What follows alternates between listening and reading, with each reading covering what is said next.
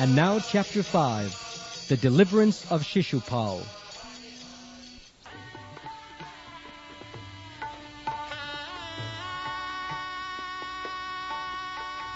King Yudhishthira became very happy after hearing the details of the Jarasandha episode, and he spoke as follows. My dear Krishna, O eternal form of bliss and knowledge, all the exalted directors of the affairs of this material world, including Lord Brahma, Lord Shiva, and King Indra, are always anxious to receive and carry out orders from you, and whenever they are fortunate enough to receive such orders, they immediately take them and keep them in their hearts. O Krishna, you are unlimited, and although we sometimes think of ourselves as royal kings and rulers of the world, and become puffed up over our paltry positions, we are very poor in heart. Actually, we are fit to be punished by you. But the wonder is that instead of punishing us, you so kindly and mercifully accept our orders and carry them out properly. Others are very surprised that your lordship can play the part of an ordinary human being, but we can understand that you are performing these activities just like a dramatic artist. Your real position is always exalted, exactly like that of the sun, which always remains at the same temperature during both the time of its rising and the time of its setting. Although we feel the difference in temperature between the rising and the setting sun, the temperature of the sun never changes.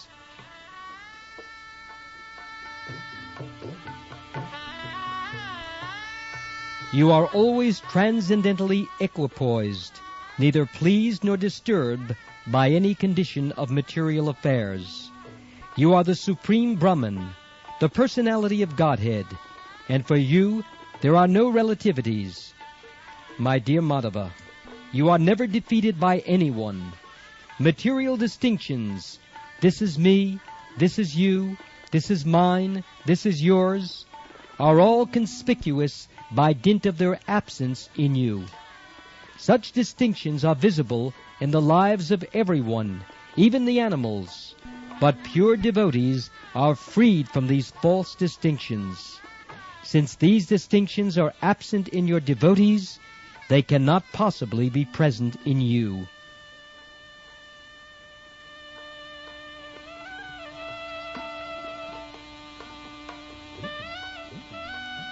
After satisfying Krishna in this way, King Yudhishthira arranged to perform the Rajasuya sacrifice. He invited all the qualified Brahmins and sages to take part, and appointed them to different positions as priests in charge of the sacrificial arena. He invited the most expert Brahmins and sages, whose names are as follows: Krishna Dwaipayan Vyasdev, Bharadvaj, Sumantu, Gautam, Asit, Vasishta, Chayavan, Kanva, Maitreya, Kavash, Trit, Vishvamitra, Vamadev, Sumati, Jaimini, Kratu, Pile, Parashara, Garga, Vaishampayan, Artava, Kashyap, Daumya, Parashurama, Shukracharya, Asuri, Vitihotra, Maruchanda, Virasen, and Akritavran. Besides all these Brahmins and sages, he invited such respectable old men as Dronacharya, Bhishma, the grandfather of the Kurus, Kripracharya, and Dhritarashtra. He also invited all the sons of Dhritarashtra, headed by Duryodhana, and also the great devotee Vidura. Kings from different parts of the world, along with their ministers and secretaries, were also invited to see the great sacrifice performed by King Yudhishthira, and the citizens, comprising learned Brahmins, chivalrous Kshatriyas, well-to-do Vaishyas, and faithful Sudras, all visited the ceremony.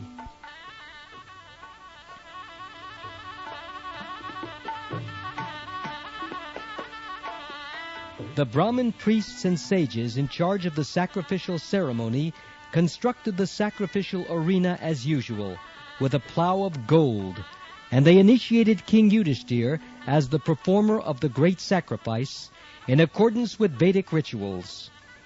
Long years ago, when Varun performed a similar sacrifice, all the sacrificial utensils were made of gold. Similarly, in the Rajasuya sacrifice of King Yudhishthir, all the utensils required for the sacrifice were golden.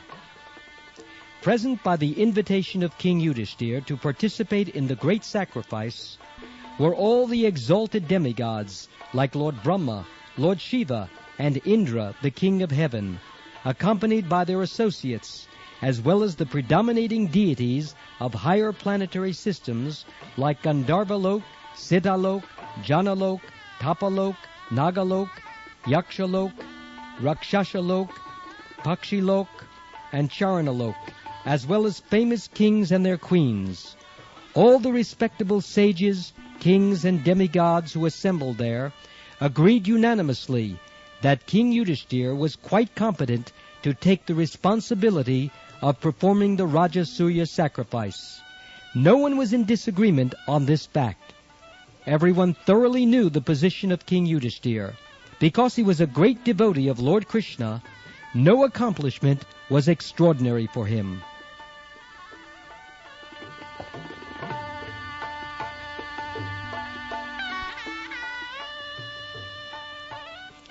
The learned Brahmins and priests saw to it that the sacrifice by Maharaj Yudhishthir was performed exactly the same way as performed in bygone ages by the demigod Varun.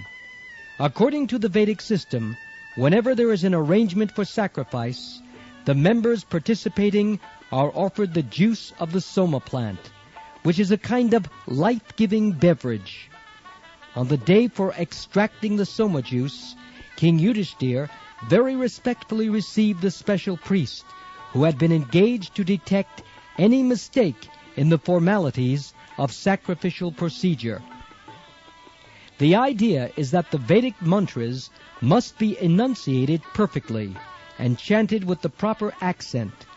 If the priests who are engaged in this business commit any mistake, the checker or referee priest immediately corrects the procedure, and thus the ritualistic performances are perfectly executed. Unless perfectly executed, a sacrifice cannot yield the desired result. In this age of Kali, there is no such learned Brahmin or priest available. Therefore, all such sacrifices are forbidden. The only sacrifice recommended in the Shastras is the chanting of the Hare Krishna mantra.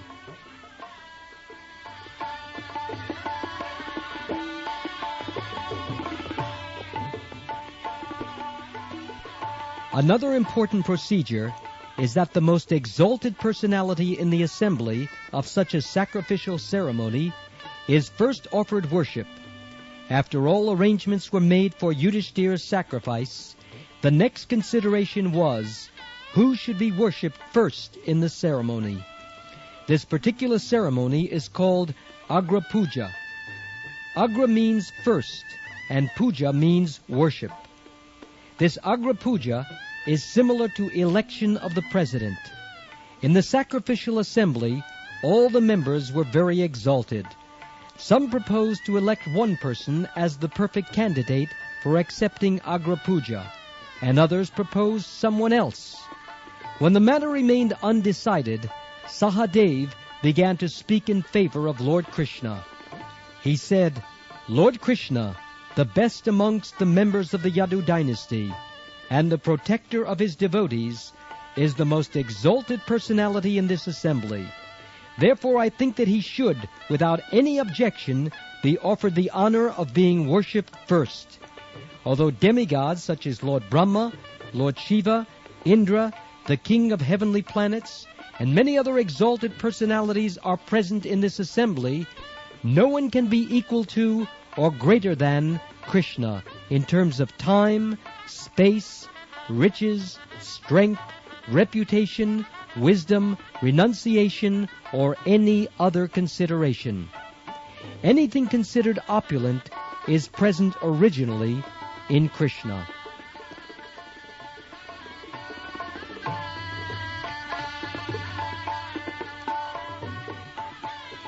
As an individual soul is the basic principle of the growth of his material body, Krishna is the supersoul of this cosmic manifestation. All Vedic ritualistic ceremonies, such as the performance of sacrifices, the offering of oblations in the fire, the chanting of the Vedic hymns, and the practice of mystic yoga, are meant for realizing Krishna. Whether one follows the path of fruitive activities or the path of philosophical speculation, the ultimate destination is Krishna. All bona fide methods of self-realization are meant for understanding Krishna. Ladies and gentlemen, it is superfluous to speak about Krishna because every one of you exalted personalities knows the Supreme Brahman, Lord Krishna, for whom there are no material differences between body and soul, between energy and the energetic, or between one part of the body and another. And since everyone is a part and parcel of Krishna, there is no qualitative difference between Krishna and all living entities. Everything is an emanation of Krishna's energies, material and spiritual.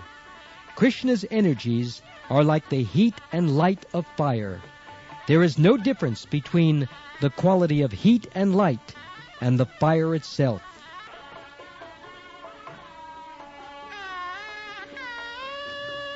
Also, Krishna can do anything he likes with any part of his body. We can execute a particular action with the help of a particular part of our body, but he can do anything and everything with any part of his body. And because his transcendental body is full of knowledge and bliss in eternity, he doesn't undergo the 6 kinds of material change: birth, existence, growth, production, dwindling, and vanishing. Unforced by any external energy, he is the supreme cause of the creation, maintenance, and dissolution of everything that be. By the grace of Krishna only, everyone is engaged in the practice of religion, the development of economic conditions, the satisfaction of the senses, and ultimately the achievement of liberation from material bondage. These 4 principles of progressive life can be executed by the mercy of Krishna only. He should therefore be offered the first worship of this great sacrifice, and no one should disagree. As by watering the root, the watering of the branches, twigs, leaves, and flowers is automatically accomplished, or as by supplying food to the stomach, the nutrition and metabolism of all parts of the body are automatically established, so, by offering the first worship to Krishna, everyone present in this meeting, including the great demigods, will be satisfied.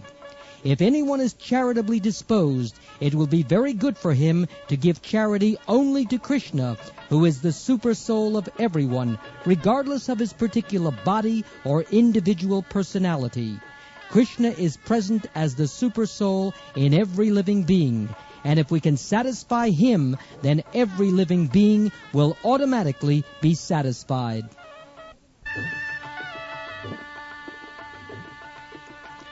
Sahadev was fortunate to know of the glories of Krishna, and after describing them in brief, he stopped speaking. After this speech, all the members present in that great sacrificial assembly applauded, confirming his words continuously by saying, "Everything you have said is completely perfect. Everything you have said is completely perfect." King Yudhishthira, after hearing the confirmation of all present, especially of the Brahmins and learned sages, worshipped Lord Krishna according to the regulative principles of the Vedic injunctions. First of all, King Yudhishthira, along with his brothers, wives, children, other relatives and ministers, washed the lotus feet of Lord Krishna and sprinkled the water on their heads. After this, he offered Lord Krishna various kinds of yellow silken garments and presented heaps of jewelry and ornaments before him for his use.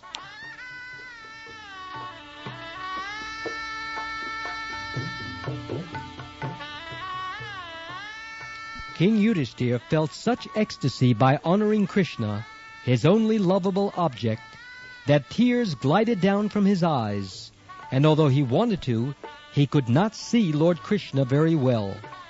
When Lord Krishna was thus worshipped by King Yudhishthira, all the members present in the assembly stood up with folded hands and began to chant, Jaya, Jaya, Nama, Nama. All joined together to offer their respectful obeisances to Krishna, and there were showers of flowers from the sky. In that meeting, King Sisupala was also present. He was an avowed enemy of Krishna for many reasons, especially because of Krishna's having stolen Rukmini from the marriage ceremony. Therefore, he could not tolerate such honor to Krishna and glorification of his qualities. Instead of being happy to hear the glories of the Lord, he became very angry. When everyone offered respect to Krishna by standing up, Sisupala remained in his seat. But as he became angrier at Krishna being honored, he stood up suddenly, raised his hand, and spoke very strongly and fearlessly against Lord Krishna in such a way that Lord Krishna could hear him distinctly.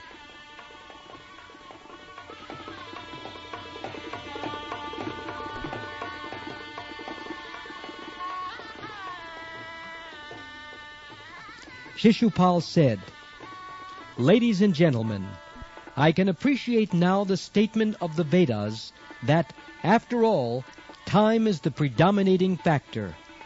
In spite of all endeavors to the contrary, the time element executes its own plan without opposition. For example, one may try his best to live, but when the time for death comes, no one can check it. I see here that although many stalwart personalities are present in this assembly, the influence of time is so strong that they have been misled by the statement of a boy who has foolishly spoken about Krishna. Many learned sages and elderly persons are present, but still they have accepted the statement of a foolish boy. This means that by the influence of time, even the intelligence of such honored persons as those present in this meeting can be misdirected.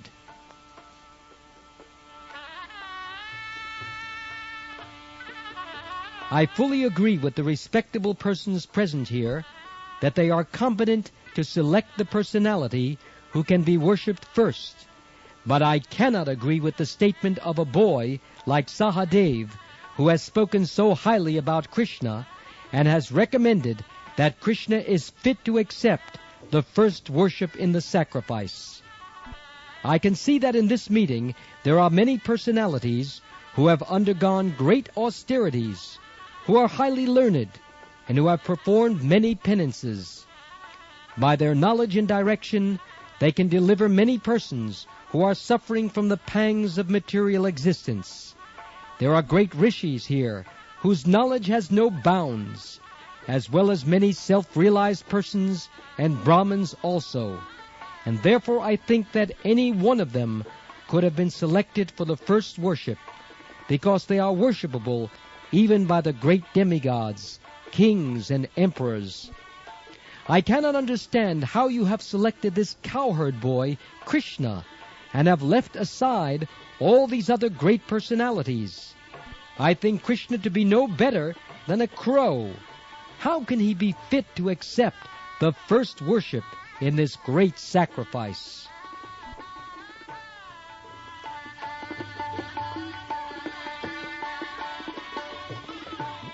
We cannot even ascertain which caste this Krishna belongs to, or what his actual occupational duty is. Actually, Krishna does not belong to any caste, nor does he have to perform any occupational duty. It is stated in the Vedas that the Supreme Lord has nothing to do as his prescribed duty. Whatever has to be done on his behalf is executed by his different energies. Sisupala continued, Krishna does not belong to a high family. He is so independent that no one knows his principles of religious life. Indeed, it appears that he is outside the jurisdiction of all religious principles. He always acts independently, not caring for the Vedic injunctions and regulative principles. Therefore, he is devoid of all good qualities. Sisupala indirectly praised Krishna by saying that he is not within the jurisdiction of Vedic injunctions. This is true because he is the Supreme Personality of Godhead. That he has no qualities means that Krishna has no material qualities. And because he is the Supreme Personality of Godhead, he acts independently, not caring for conventions in social or religious principles.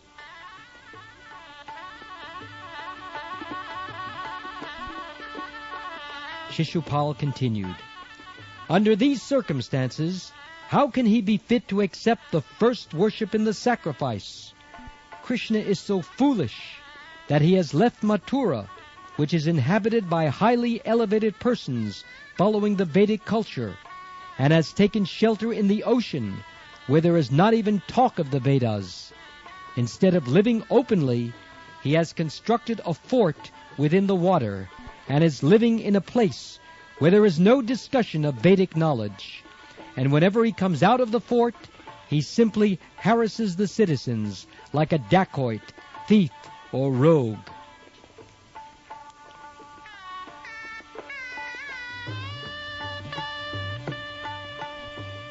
Sisupala went crazy because of Krishna's being elected the supreme first worship person in that meeting, and he spoke so irresponsibly that it appeared that he had lost all his good fortune.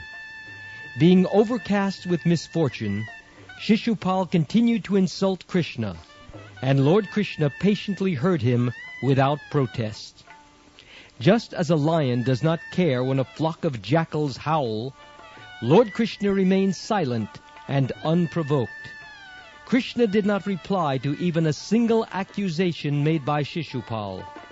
But all the members present in the meeting, except for a few who agreed with Sisupala, were very agitated, because it is the duty of any respectable person not to tolerate blasphemy against God or his devotee. Some of them, who thought they could not properly take action against Sisupala, left the assembly in protest, covering their ears with their hands, in order not to hear further accusations. Thus they left the meeting, condemning the action of Sisupala. It is the Vedic injunction that whenever there is blasphemy of the Supreme Personality of Godhead, one must immediately leave. If he does not do so, he becomes bereft of his pious activities and is degraded to a lower condition of life.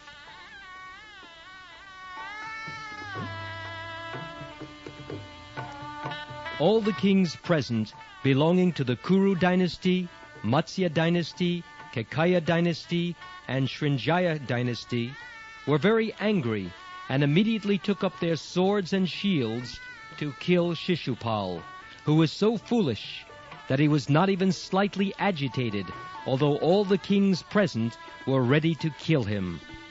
Sisupala did not care to think of the pros and cons of his foolish talking, and instead of stopping when he saw that all the kings were ready to kill him, he stood to fight with them, and took up his sword and shield. When Lord Krishna saw that they were going to fight in the arena of the auspicious Rajasuya Yajna, he personally pacified them. Out of his causeless mercy, he himself decided to kill Sisupala. When Sisupala was abusing the kings who were about to attack him, Lord Krishna took up his disc, as sharp as the blade of a razor, and immediately separated Sisupala's head from his body.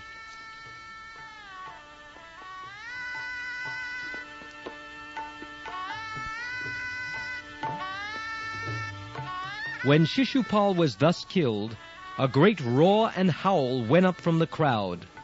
Taking advantage of that disturbance, the few kings who were supporters of Sisupala quickly left the assembly out of fear for their lives. But despite all this, the fortunate Sisupala's spirit soul immediately merged into the body of Lord Krishna in the presence of all, exactly as a burning meteor falls to the surface of the globe. The merging of Sisupal's soul into the transcendental body of Krishna reminds us of the story of Jai and Vijay, who fell to the material world from the Vaikuntha planets upon being cursed by the 4 Kumaras. For their return to the Vaikuntha world, it was arranged that both Jai and Vijay, for 3 consecutive births, would act as deadly enemies of the Lord, and at the end of these lives they would return to the Vaikuntha world and serve the Lord as his associates.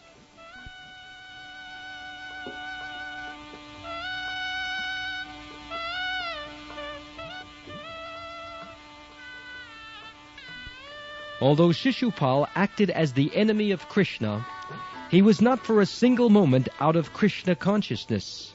He was always absorbed in the thought of Krishna, and thus he first got the salvation of Sayuja Mukti, merging into the existence of the Supreme, and was finally reinstated in his original position of personal service. The Bhagavad Gita corroborates the fact that if one is absorbed in the thought of the Supreme Lord at the time of death, he immediately enters the kingdom of God after quitting his material body. After the salvation of Sisupal, King Yudhishthira rewarded all the members present in the sacrificial assembly. He sufficiently remunerated the priests and learned sages for their engagement in the execution of the sacrifice, and after performing all this routine work, he took his bath. The bath at the end of the sacrifice is also technical. It is called the Avabrita bath.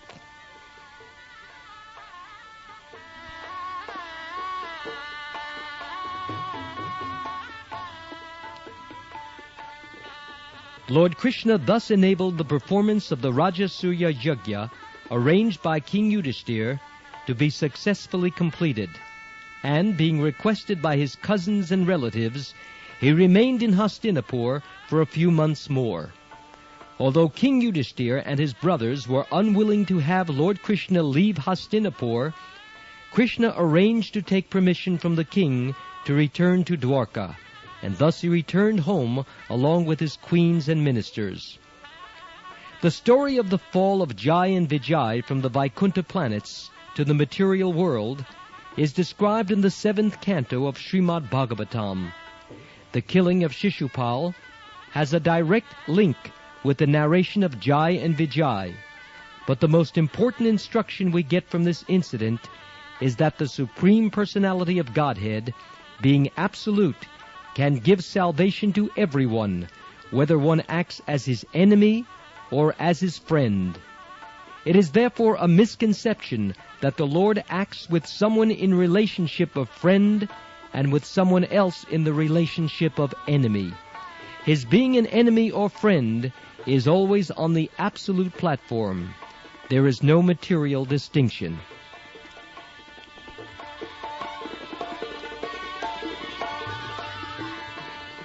After King Yudhishthira took his bath after the sacrifice and stood in the midst of all the learned sages and Brahmins, he seemed exactly like the King of Heaven, and thus looked very beautiful.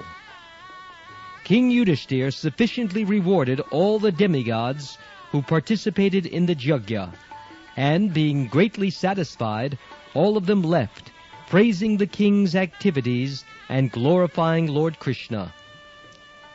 When Shukdev Goswami narrated these incidents of Krishna's killing Sisupal and described the successful execution of the Rajasuya Yajna by Maharaj Yudhishthira, he also pointed out that after the successful termination of the Yajna, only one person was unhappy.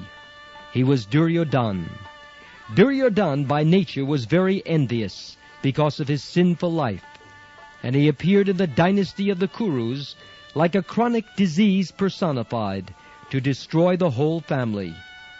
Shukdev Goswami assured Maharaj Parikshit that the pastimes of Lord Krishna, the killing of Sisupal and Jarasandha, and the releasing of the imprisoned kings are all transcendental vibrations, and anyone who hears these narrations from the authorized persons will immediately be freed from all the reactions of sinful activities of his life. Thus ends the Bhaktivedanta purport of the 3rd volume, 5th chapter of Krsna, the Deliverance of Sisupala.